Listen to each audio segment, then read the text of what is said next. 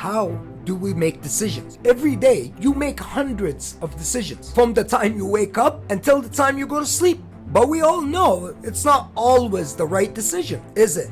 Well, welcome to Earth, where everybody makes bad decisions sometimes. So how do you know if you are making the right decision? Well, let me tell you. What's going on, everybody? My name is Whale Shawan and I am a decisionaholic. So what does that mean? It means someone who is constantly faced with the opportunity to make a new decision. And that includes me, you, and everybody. We all are decisionaholics because at the end of the day, decisions is what moves you forward. Or in some cases, decisions is what sets you back.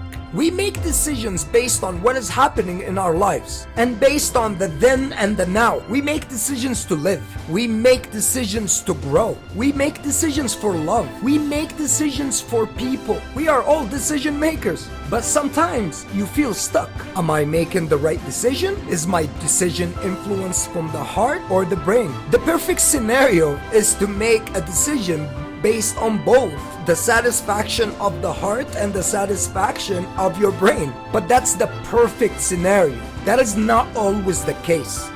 You are going to have to make decisions that either gonna set you back or set you free. It's not always the case where you're gonna make a decision and it's gonna take you forward. Bad decisions can actually set you back. So when you are given an opportunity to make a decision, make sure you keep that in mind. So what do you do if an opportunity comes and you gotta make a decision? Well, I'm gonna tell you. There are 3 questions that you should be asking yourself. Answering these questions will give you more clarity on the decision, which will eventually help you make a better decision for you. The first question you've got to ask yourself, will this decision make you a better person? Is this decision gonna help you grow? Does this decision affect your life? And if taken the right one, it would help you step up the ladder. These questions are important to ask yourself because fear plays a huge role in your decision. Our brains is programmed to protect us, which is a huge reason on why your brain magnifies everything 10 times, because it's trying to protect you. You're gonna fear new opportunities. We fear what we don't know. Anything that is outside your comfort zone, anything that's outside your security blanket, that can definitely limit you.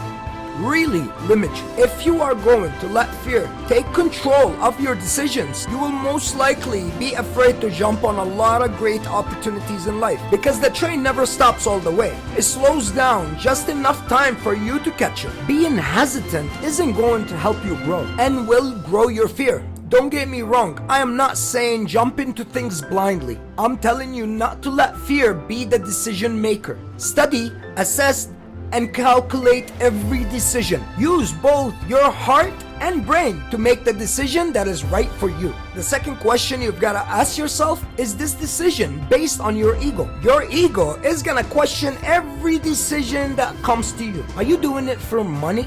Are you doing it to gain a title? Tying your goals to these things? Well, set your ego off. Hey bro, get your money. I'm not telling you not to go and get your money. Don't tie your goals to these things. That's not where your happiness is. Are you doing this for validation? Are you doing it because somebody else told you to do it? If you make decisions based on what somebody else told you, you'll eventually get stuck at a place where you can't move forward anymore. Why? Because you're no longer doing what you love to do. You're just doing it to survive. So how did this happen? Well, you gave your pen to somebody else to write your story. So you're no longer the hero of your own story because the decisions were never yours. We all have a need for validation. It feels so good when somebody cheers you on and people tell you, yeah, let's go. But at the end of the day, that's all noise. Noise that will keep you from achieving what you are going for. Less ego, better decisions. The last question you gotta ask yourself, is it your passion? Does it excite you? Does it light up fire in you? Does it get you out of your seat? I was having a conversation with one of my friends last week and he boldly stated that passion isn't really important because passion isn't going to build your business and build your life. I can agree on that. Passion alone can never get you to where you are trying to go. Motivation is important. I have said it previously in my videos and I will say it again. If you get your motivation from a thing or a person other than yourself, you will limit to where you are going to reach. Because the minute you take them out of the picture, you are no longer going to find a source for your motivation. And without motivation, you're not even gonna get out of your bed in the morning. That's the reality that you might not like to hear, but this is it. This is it. Find your passion. Find what you freaking love to do.